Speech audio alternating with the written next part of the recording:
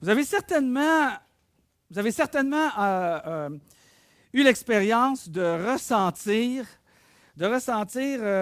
dans vos jambes, quand on est assis croisé, hein? Puis à un moment donné, on sent comme une espèce de picotement. Hein? Vous avez déjà ressenti ça, ce picotement-là, puis à un moment donné, on va dire « Ah, j'ai la jambe toute quoi? Engourdie. Hein? » On va dire « J'ai la jambe toute engourdie. » Ou si on écoute un film, puis Lynn est à côté, puis elle dit « Oh, je peux-tu aller sur la chaise à côté de toi? » Tu sais, la chaise est large de même. Fait que moi, je suis là, puis là, elle s'approche à côté de moi, hein? Puis moi, je mets ma main en arrière d'elle, puis on regarde le film. Après 10 minutes, qu'est-ce qui se passe dans ma main? Hein? Ma main ne ressent plus rien. On dirait qu'elle est morte. Puis là, j'ai dit, j'ai pas le choix, il faut vraiment que je bouge ma main. Hein? Tu sais? Puis souvent, on a associé ce picotement-là ou cet engourdissement-là à un problème de circulation. Hein? On a souvent pensé ça. Hein? Je ne sais pas si vous pensiez ça ou si vous pensez ça. Bien, finalement, c'est absolument pas le cas. Fait que juste pour cette information-là que je vais vous donner, là, ça valait la peine de venir à l'Assemblée ce matin. Hein? Parce que cette sensation-là qu'on ressent, ça s'appelle la parasthésie. Oups, ça peut-tu disparaître?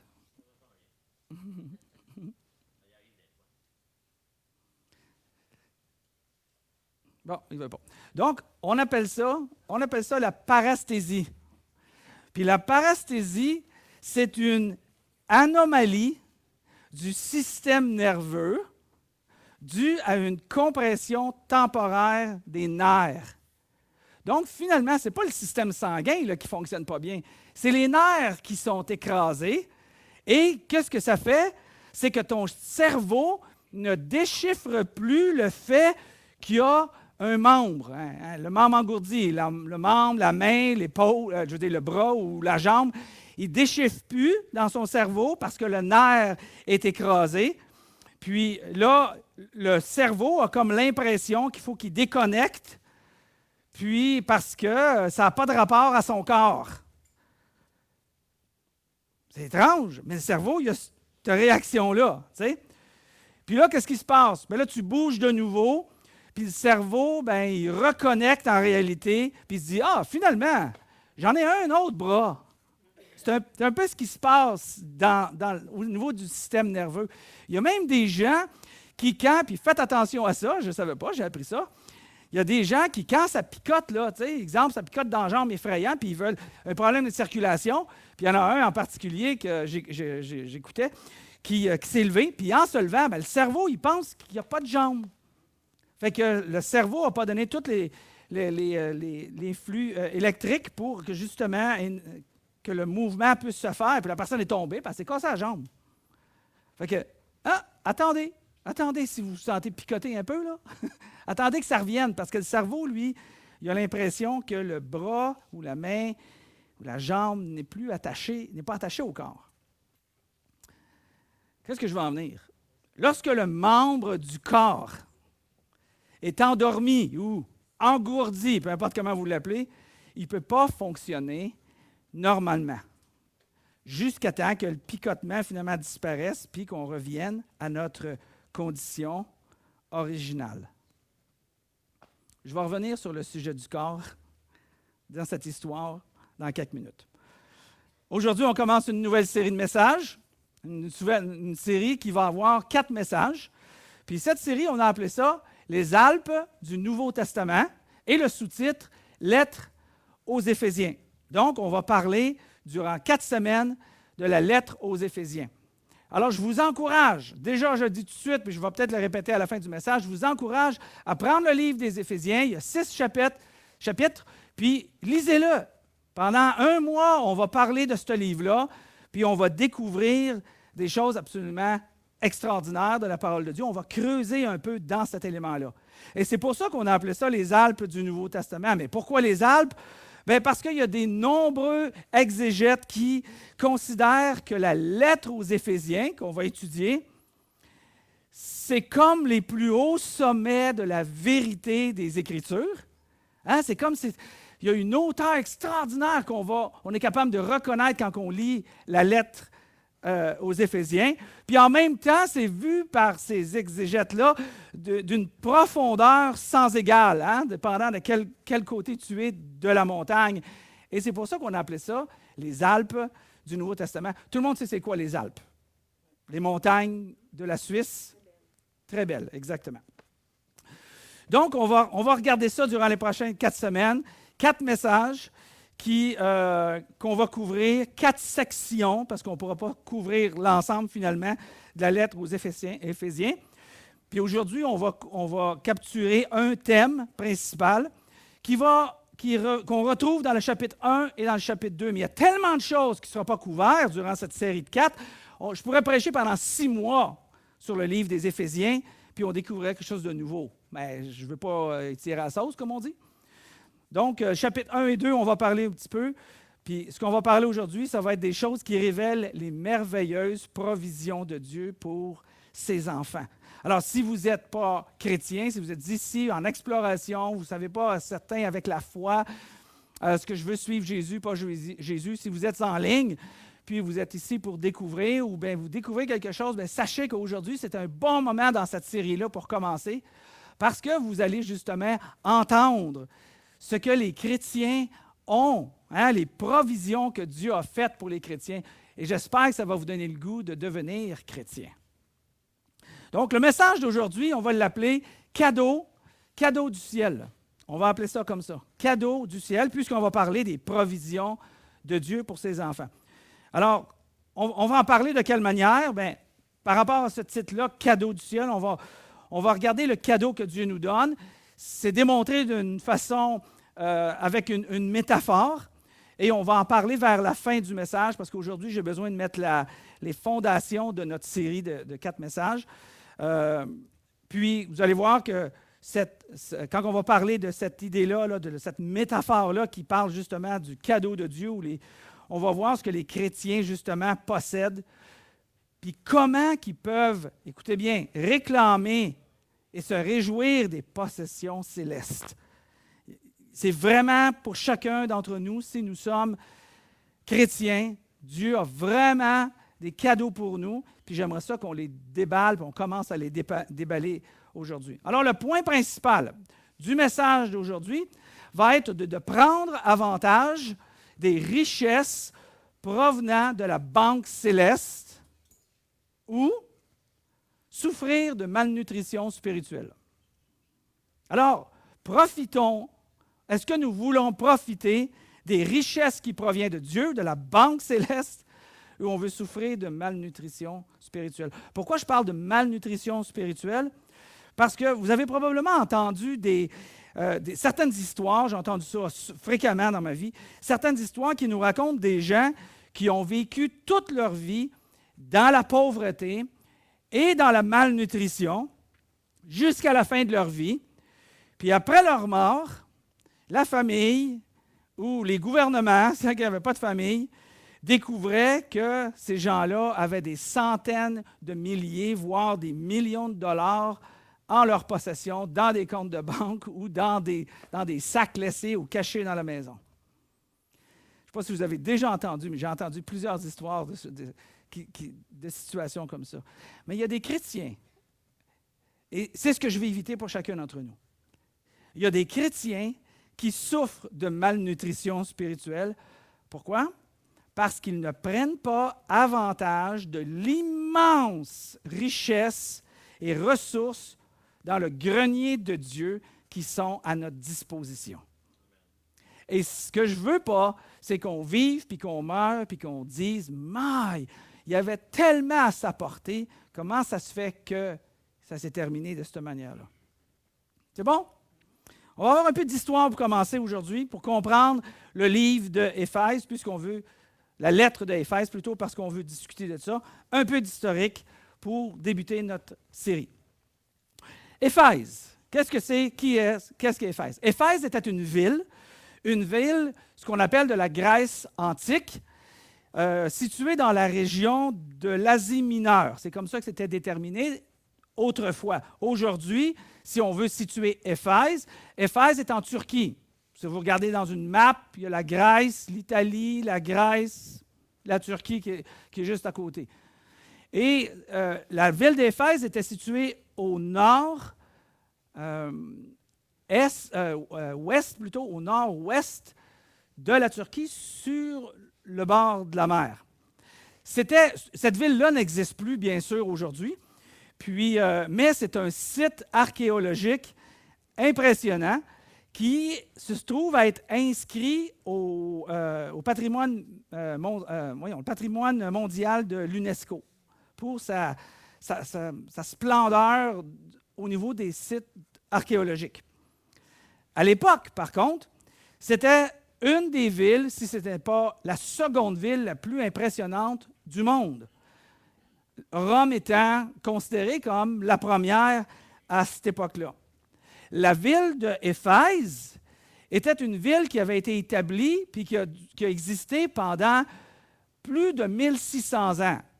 À peu près 1000 ans avant Jésus-Christ, puis un autre 675 ans après Jésus-Christ, jusqu'à sa destruction.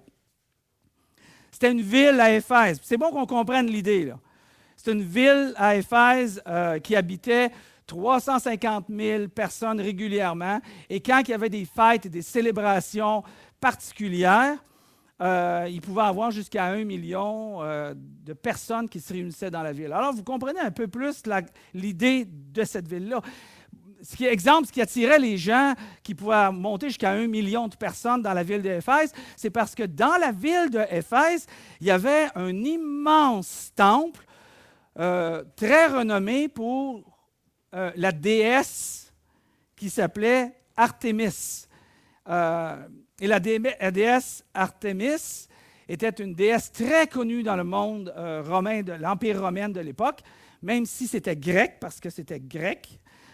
Puis c'était reconnu comme le dieu de la fertilité. Alors, elle était adorée. Vous lisez le livre des Actes, 19e chapitre, l'apôtre Paul a fait son travail, puis là, on voit toute l'histoire pour la grandeur de la déesse, le dieu ou la déesse Artémis. C'est bon?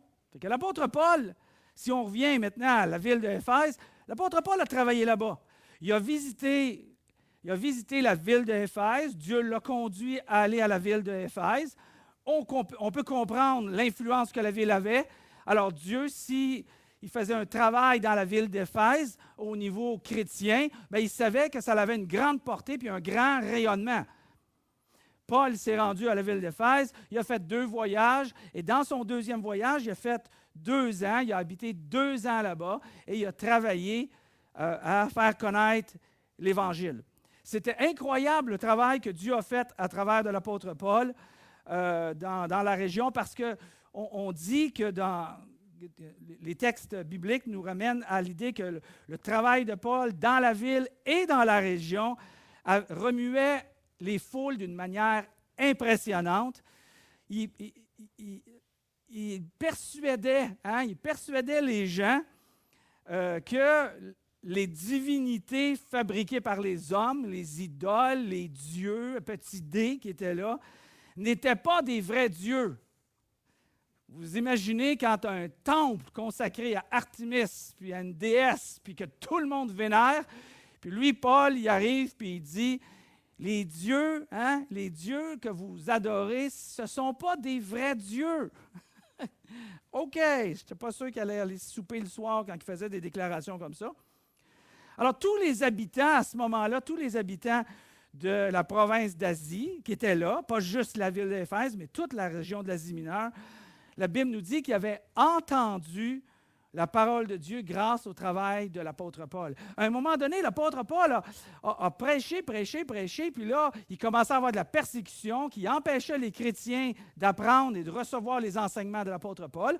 Alors, l'apôtre Paul, ainsi que les chrétiens qui étaient là, se sont séparés de ceux qui voulaient les persécuter, les empêcher, de ceux qui voulaient vraiment apprendre et suivre Jésus. Et là, ils se sont rassemblés dans l'école d'un des chrétiens qui était là, puis il a continué à faire son travail, puis à enseigner. Alors, c'est de cette manière-là que Paul a fondé l'église d'Éphèse en l'an 52. Jésus-Christ est mort en l'an 33, plus ou moins, ressuscité. Donc, 20 ans plus tard, Dieu conduit Paul à Éphèse, le travail que je viens de vous expliquer là. Et 10 ans plus tard, on retrouve Paul, non pas à Éphèse, mais à Rome, parce qu'il a fait plusieurs voyages dans cette région et dans plein de régions développées à ce moment-là. Mais il était accusé, puis il a fini à Rome en l'an 62, 10 ans plus tard. Et là, Paul est en prison. Mais qu'est-ce que tu fais quand tu es en prison? Quand tu es en prison, toi, là, qu'est-ce que tu as fait? Non, réponds-moi pas. Lève pas la main, s'il te plaît. Mais qu'est-ce que lui a fait? Ce que lui a fait, il a dit, tiens, je vais écrire des lettres. Et vous savez que les lettres de Paul venaient du cœur de Paul, mais c'est Dieu qui inspirait l'apôtre Paul à écrire les textes que nous, on a aujourd'hui. Alors, c'était la réalité et que pour nous, on est capable de faire référence à ça parce que Dieu voulait connecter avec nous. Alors, l'apôtre Paul a écrit des lettres. Puis, il a écrit, entre autres, 4 lettres. Donc, en l'an 62, il a écrit ces lettres-là. Et ces lettres-là sont appelées les lettres de la captivité. Parce que l'apôtre Paul était en captivité. À Rome, en prison. Alors, il a écrit ces lettres-là. Et ces lettres-là étaient les lettres qu'on retrouve quand on dit les lettres aux Philippiens. Vous trouvez ça dans le Nouveau Testament. Les lettres aux Philippiens ou la lettre aux Philippiens. La lettre aux Colossiens. La lettre à Philémon. La lettre des Éphésiens. Alors, Paul a écrit 4 lettres qui sont parties. Ils sont parties comment? Avec Post Canada, voyons donc. Comment qu'on voyage à ce moment-là? Épaphrodite, un homme qui accompagnait Paul dans son travail, est parti avec la lettre pour les Philippiens. Épaphrase, un autre qui travaillait avec Paul, est parti avec la lettre des Colossiens. Onésime, qui était un esclave qui a découvert la foi en Jésus-Christ avec l'apôtre Paul pendant que Paul était en prison, a été libéré, puis est parti avec la lettre à Philémon, qui était son maître. Il y a toute une histoire là-dessus aussi. Et Tychique, qui était avec Paul, est parti avec la lettre des Éphésiens. Et ces personnes-là sont allées vers les églises et ils ont donné les lettres, les mêmes lettres qu'on lit aujourd'hui. L'Évangile, à cette époque, comme aujourd'hui, voyageait. Mais au 1er siècle, l'Évangile voyageait avec des souliers de cuir. Des hommes, des gens, des femmes partaient et faisaient connaître le message de l'Évangile. Mais c'est encore comme ça qu'on est appelé à faire connaître le message de l'Évangile. Vous savez que les gens viennent dans une assemblée, quand on les invite personnellement, saviez-vous que 80% des gens qui viennent dans une assemblée viennent parce qu'ils ont été invités, ça s'est fait de bouche à oreille? C'est énorme comme impact. Pourquoi? Dieu nous a même expliqué comment ça se fait. Il nous a dit, dans le livre de Romains, il dit, comment est-ce qu'il y en aura des gens pour annoncer l'Évangile s'ils ne sont pas envoyés? Alors, il est dit dans les Écritures qu'ils sont beaux les pieds de ceux qui annoncent la bonne nouvelle. Des hommes, des femmes qui partent et annoncent l'Évangile de Christ. Et l'inspiration des Écritures qu'on retrouve dans l'Ancien Testament nous ramène dans le Nouveau Testament. Et Paul réutilise cette phrase-là, « qu'ils sont beaux les pieds de ceux qui annoncent la bonne nouvelle de Jésus-Christ ». Mais malheureusement, si on revient avec l'Église d'Éphèse, malheureusement, on est capable de connaître le parcours difficile. Puis ça, c'est bon, c'est un bon avertissement pour chacun d'entre nous, une bonne précaution à prendre pour chacun d'entre nous. Alors, regardons la condition de notre cœur, regardons notre énergie, regardons notre investissement, notre engagement. Parce que l'Église d'Éphèse, qui ont eu l'apôtre Paul, qui ont eu une lettre de l'apôtre Paul, on reconnaît ce qui est arrivé, on sait ce qui est arrivé avec l'Église d'Éphèse, parce que 30 ou 40 ans plus tard, ou plusieurs années plus tard, l'apôtre Jean a été placé sur l'île de Patmos. Mais comment on dit la personne qui a été exilée, merci, a été exilé comme une punition, évidemment, sur l'île de Patmos. Et quand il était sur l'île de Patmos, Jésus s'est révélé à lui et il a écrit ce qu'on appelle l'Apocalypse.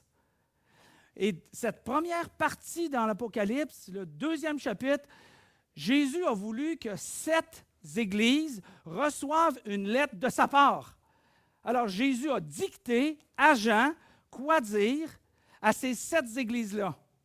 Et une de ces 7 églises-là, je vous le donne en mille, était l'église de Éphèse.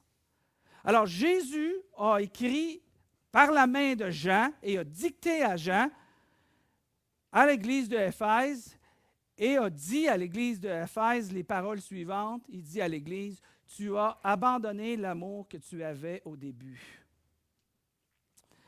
Allons, rappelle-toi d'où tu es tombé.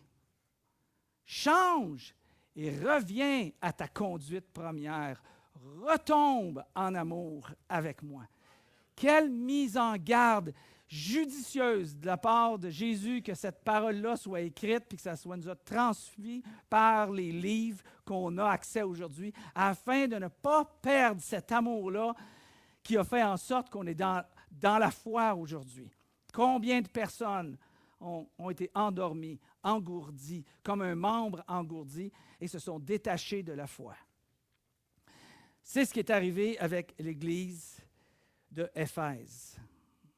L'Église de Éphèse, Paul nous en parle, et dans sa première lettre, il dit, il nous amène à comprendre les richesses, c'est ça qu'on va parler là, les quelques minutes qui restent, les richesses qu'on a accès, les possessions qu'on a accès, les provisions de Dieu qu'on a accès, ce sont les cadeaux du ciel.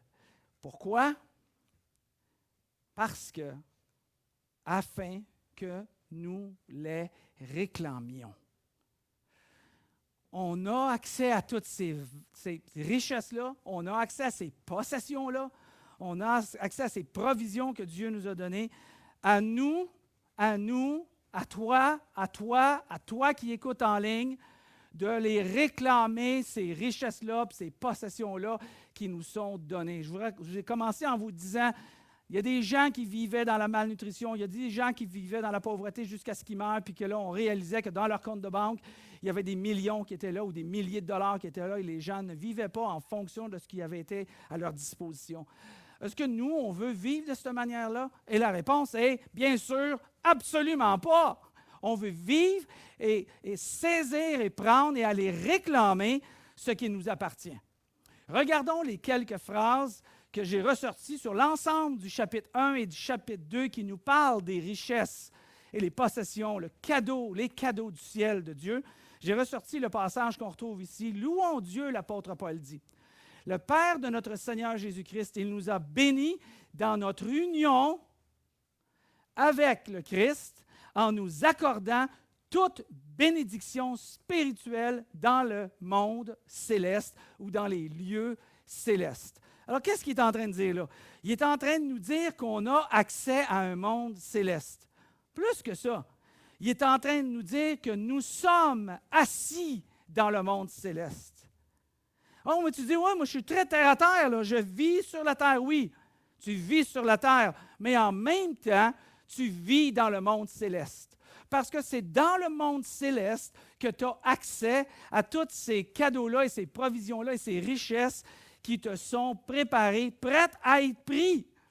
À toi simplement de les réclamer et d'en prendre possession. Pourquoi c'est possible pour toi? C'est possible parce que le texte nous dit, il nous a bénis dans notre union avec Christ. OK? Est-ce qu'on a été, si vous êtes ici et vous avez reçu Jésus-Christ dans votre vie, vous êtes en union avec Jésus-Christ. C'est une réalité. Alors déjà là, tu dis, OK, est-ce que je suis en union avec Jésus-Christ? Est-ce que vraiment, Jésus et moi, on forme un, on est ensemble? Est-ce que oui, tu es capable avec conviction de dire ça? Pourquoi qu'on peut arriver à dire ça? Pourquoi on peut avoir cette assurance-là que je suis uni avec Christ? Pourquoi je peux avoir l'assurance que j'ai accès, je suis dans les lieux célestes en Jésus-Christ? Bien, parce que le texte nous dit, et Paul nous parle plus loin dans les textes, que Dieu a ressuscité Jésus-Christ d'entre les morts, il a ramené à la mort Jésus, et il a fait régner Jésus-Christ. Et il nous dit que si Christ a été ressuscité et nous sommes en union avec Jésus-Christ, nous aussi, par la puissance de Dieu, au travers de Jésus-Christ, nous aussi, nous régnons en Jésus-Christ. Là, les gens disent, oh oui, mais Jésus va revenir dans le 1000 ans, puis là, on va commencer à régner. Mais non, tu n'as pas besoin d'attendre. On est en Jésus-Christ. Nous sommes en union avec lui. Donc, nous régnons présentement avec Jésus-Christ. Alors, si lui il règne, nous avons accès, comme lui, à toutes les richesses qui nous sont données et qui ont été préparées. Mais pourquoi toi? Pourquoi moi? Pourquoi lui? Pourquoi toi qui regardes en ligne? Pourquoi toi tu peux dire « Je siège avec Jésus-Christ, je règne avec Jésus-Christ dans les lieux célestes, dans le monde céleste ». Pourquoi est-ce que tu peux régner? Pourquoi est-ce que le monde céleste, il t'est accessible? Et Paul répond à cette question-là en disant, à cause du sacrifice de Christ, nous sommes délivrés du mal et nos péchés sont absolument pardonnés. Il dit en d'autres mots, nous étions morts spirituellement à cause de nos fautes. Mais il continue en nous disant, au verset suivant, il nous dit, mais avec ce salut, ce n'est pas le résultat de vos efforts, mais plutôt parce que le salut a été donné par Christ de façon qu'on ne puisse pas se vanter. J'ai gagné le salut. J'ai été fin, j'ai été gentil, j'ai été généreux, j'ai fait du bien autour de moi. Non, on a Jésus-Christ dans notre vie, on règne parce que Jésus-Christ est mort pour nos fautes. Pas pour nos bonnes actions, mais pour nos fautes, qui est le partage de chaque être humain. Alors, quelles sont ces bénédictions spirituelles qu'on a accès parce que nous sommes en Jésus-Christ, donc nous sommes dans les lieux célestes, dans le monde céleste. Ces bénédictions-là, ce cadeau du ciel que Dieu nous a donné, Paul, il le décrit comme ça. Il dit, Dieu nous a ainsi manifesté la richesse de sa grâce. Il nous le donne, même si on ne le mérite pas, parce qu'on le mérite en Jésus-Christ, ou on l'a obtenu, si vous voulez, en Jésus-Christ. La richesse de sa grâce qu'il nous a accordée avec abondance. Abondance. Si je te dis, tu es riche, riche. Oh, mais je ne suis pas riche. Non, c'est parce que tu ne regardes pas à bonne place. Tu es très riche. Mais c'est temps d'aller chercher les richesses qui nous appartiennent. En nous procurant une pleine sagesse et une pleine intelligence. L'apôtre Paul nous dit ici qu'il priait à ce moment-là pour l'Église d'Éphèse et il dit dans sa lettre qu'il priait, et ça c'est ma prière pour chacun d'entre nous, il priait pour que les croyants d'Éphèse parlent, que l'Esprit de Dieu leur soit révélé, qu'elle soit utilisée, je dirais, afin d'être remplis de sagesse et remplis de connaissances, mais réellement pour bien voir ce que Dieu a pour nous. Alors, il priait pour que nos yeux, ça c'est les termes qu'il utilise, il dit que nos yeux soient ouverts afin de comprendre ce que j'essaie d'expliquer là, la splendeur des biens qui sont destinés à ceux qui lui appartiennent.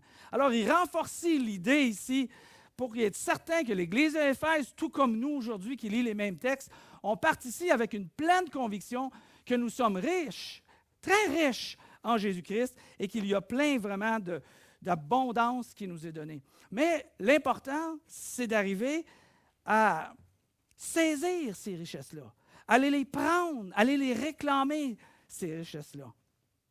Il parle de richesses dans l'ensemble du chapitre 1, chapitre 2 et le restant des Éphésiens. Il parle de richesses, de bénédictions spirituelles comme la sagesse de Dieu, d'aller réclamer cette sagesse de Dieu, la connaissance de Dieu, la connaissance de ma relation et de comment maximiser ma relation de Dieu avec le Père des Lumières.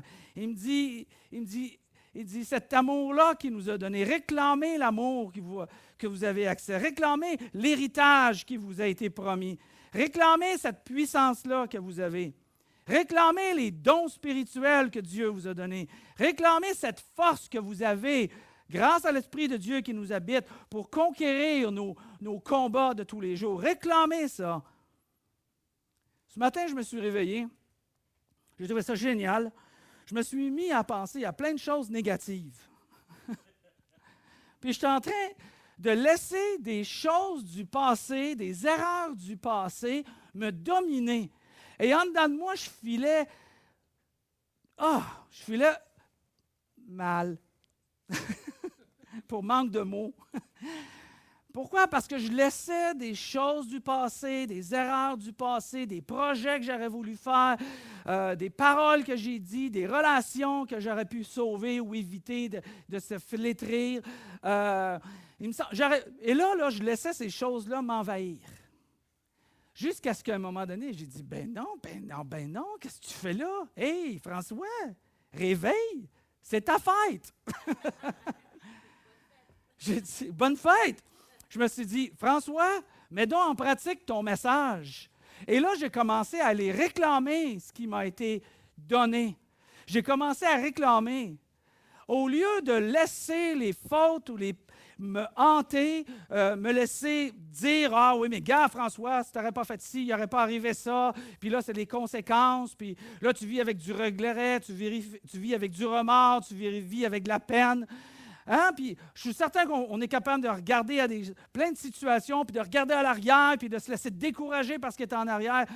Jésus nous dit, la parole nous dit, Paul nous enseigne, ce que je vous partage ce matin, va réclamer que Jésus t'a pardonné pour tes péchés, tes fautes, tes erreurs, présents, passés, futurs, avant même qu'ils arrivent, il t'a déjà pardonné. Il nous dit, il n'y a aucune condamnation pour ceux qui sont en Jésus-Christ, mais plutôt l'attente d'une révélation et de la présence de Christ et de vivre pour l'éternité dans sa présence sans aucun autre jugement que celui de Jésus-Christ dans notre vie à cause de nos fautes. Va réclamer cette vérité-là. Va réclamer que Dieu t'aime de la manière que tu as été faite, avec les dons que tu as, les dons que tu n'as pas. Va réclamer ça, puis regarde-toi dans le miroir, puis dis-toi, après tout, je suis pas mal belle, je suis pas mal beau, je suis un enfant de Dieu. Va réclamer ces choses-là. Et laisse pas ces choses-là te dominer, t'écraser, t'empêcher d'avancer, t'empêcher de voir et de ne pas justement saisir ce que Dieu a préparé pour toi. Hein? Allons chercher, allons réclamer ça. Allons réclamer. Comment qu'on peut faire pour réclamer ça? Et ça, c'est la beauté et la conclusion de ce que Paul est en train de parler dans sa lettre. Il parle de ces cadeaux-là qui ont été donnés. Il dit que c'est un plan. C'est un plan qui a été révélé, que nous, on vit dans ce plan-là, qui était caché autrefois, mais qui a été révélé à l'apôtre Paul, puis qui continue à être révélé aux gens aujourd'hui. Quel est ce plan? Il dit ce plan, c'est que Dieu achèvera à la fin des temps, hein? Parce que donc, ça va continuer jusqu'à temps que ce soit la fin, consiste à réunir tout ce qui est dans les cieux et sur la terre sous un seul chef, le Christ. Le plan de Dieu, c'est que la population du monde entier puisse découvrir le chef, que la communauté où ce que tu habites, la ville où ce que tu habites, le village que tu habites, c'est Joliette, Notre-Dame-des-Prairies ou Saint-Charles-Borromée ou Montréal, puisse connaître quoi? Le chef. Mais quel chef? Ça, c'est le plan de Dieu. Mais quel chef? Le chef du restaurant, le chef cuisinier? Je ne pense pas qu'il parlait du chef cuisinier.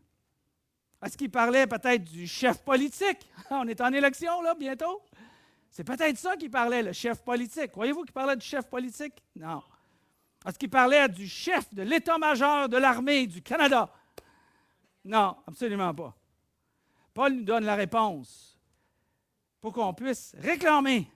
Puis regardez comment est-ce qu'il a fait ça pour nous aujourd'hui. Il dit, Dieu a mis toutes choses sous ses pieds. sous les pieds du Christ, le chef, j'allais dire. Et il l'a donné à l'Église comme chef suprême. L'Église est le corps du Christ. Et c'est en elle que le Christ est pleinement présent. Lui qui remplit tout l'univers. Paul vient d'affirmer ici que ces richesses, ces bénédictions-là, ont été données au chef. Et ce chef, c'est celui qui est le corps de Christ. Et c'est l'Église, c'est nous réunis qui avons accès à toutes ces bénédictions spirituelles-là en Jésus-Christ. Et pour être certain qu'on comprend bien l'affaire, il dit, puisque vous êtes dans l'Église, n'oubliez pas que si vous suivez le chef, et parce que vous suivez le chef, bien, sachez que le chef, c'est le chef du corps de l'Église dont tu fais partie parce que tu es en Jésus-Christ. Donc, en Jésus-Christ, toute l'abondance des bénédictions, des richesses, de toutes ces choses-là qu'on a le droit d'aller réclamer, nous est donnée. N'est-ce pas beau, l'idée de l'Église et le concept de Dieu dans lequel que nous vivons? Ce matin, cette semaine, lorsque les idées passeront au travers de vos têtes et de vos cœurs, de vous abaisser, de vous humilier, de vous rendre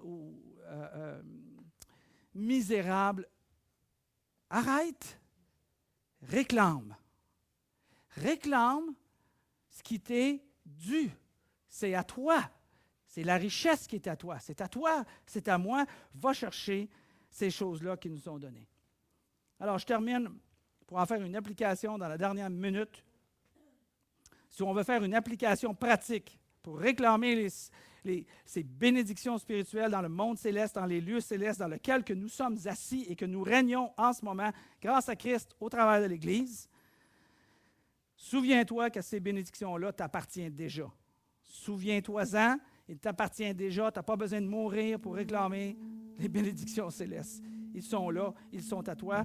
Tu as la clé du coffre-fort, tu n'as qu'à t'en servir pour aller saisir ce que Dieu t'a donné. Deuxièmement, concrètement, Paul priait pour l'Église de Éphèse, afin que leurs yeux soient éclairés et qu'ils soient remplis de la sagesse pour comprendre la connaissance de Dieu et de réaliser toutes ces bénédictions spirituelles-là dans les lieux célestes qui nous sont à notre portée. Prie pour toi cette semaine que Dieu t'éclaire dans ta compréhension de Dieu, peut-être au travers de la lecture. Je t'encourage fortement, je t'encourage fortement, je l'étudie, t'encourage, va lire la Bible, ouvre un livre, ça s'appelle Bible, B-I-B-L-E, va dans le Nouveau Testament, je ne me souviens plus si c'est 4, 5, 6, 7, 8, je pense que c'est le 8e livre, Éphésiens. Commence à lire le livre d'Éphésiens. Prie que Dieu te révèle les richesses qui sont dedans, qui attendent que tu puisses les prendre. Prie pour toi et agis en fonction de toi. En fonction de ça. C'est bon? On va prier, on va demander à Dieu qu'il nous aide là-dedans.